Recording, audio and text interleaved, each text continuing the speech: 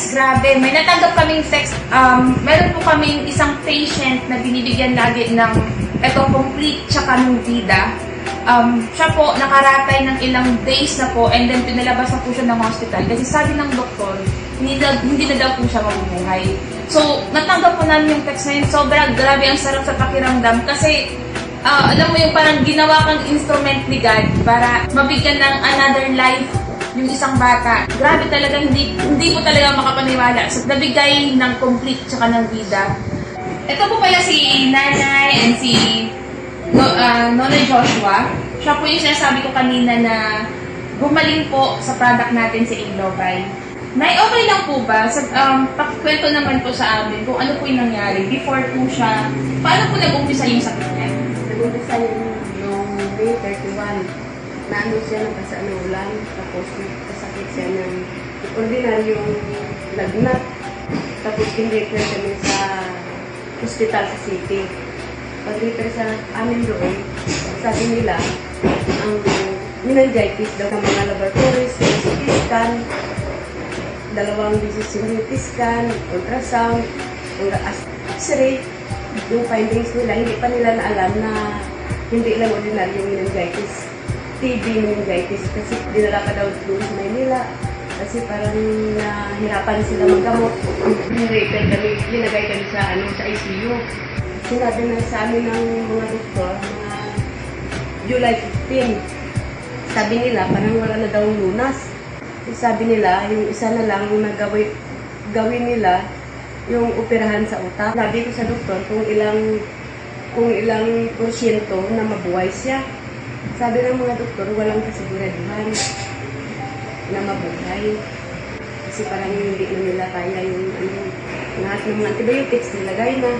Mga Scrubin, mga mahal. Sabi ng asawa ko, huwag na lang butasan kasi kung anong ibigay sa amin ni God, tanggapin na lang namin. Buhay man kung siya. Sabi ng doktor, mapirma lang kami kung lalabas kami kasi hindi na gumaling, lumabas kami. Sabi namin, sige pa pirma. Tanggapin na lang namin kung anong ibigay ni God kung mamatay mo. Kasi wala na kami yung choice. So, nung mga ilang weeks po kayo sa hospital? 46 days. Sa 46 days wala po talaga nangyari. Walang nangyari. Mga malapit half million yung gastos.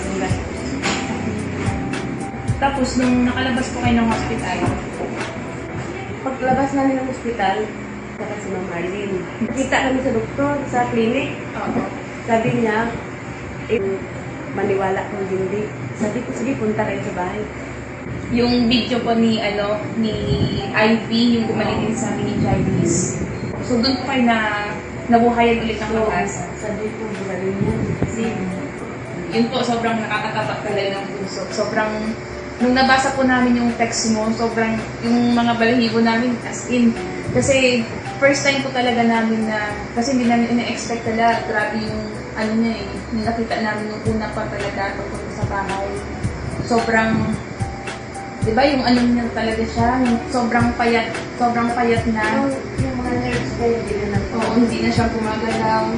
Tapos yung tuhod niya, hindi na din ma-stretch. Ano po yung unang ininom niya? yung yung complete, Itong 3 times a day. 3 times a day.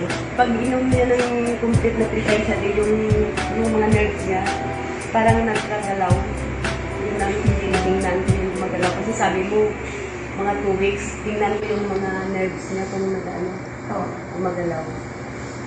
Tapos, so within 2 weeks lang po, ng complete, gumalaw na po yung mga nerves niya. Hindi niya naubos yung isang box lang. And then yung ano po, itong vida. Yung bida, yung isang sasi, 2 baso, yun ang ginamit ng anak ko yung ibigay ng kapatid niya. After po nung after nang gumalaw na yung mga ugat niya, ano po yung next na improvement? Magalaw na yung mga katawan niya, yung tuhod niya na hindi niya ma-straight na. Yun ang nakita kong pangalawang improvement niya. At saka Ano na siya, nakaupo. Ulit siya makaupo. So, total po, mga ilang weeks at parang gumaling na talaga siya. 3 to 4 weeks. Ito 4 weeks. Ito lang po na yung 4 weeks. Salamat una sa lahat sa kay God. Binigyan niya yung pangalawang buhay, yung anak ko, at saka sa instrumento niya ng mga nagpunta sa bahay, si Ma'am Angel, si Ma'am Arlene, at si Ma'am Girly, at saka si Sir Edwin yan. Salamat sa kanila at sa Timpit, sa Bida, at sa mga Alliance in Global Alliance. Salamat sa lahat.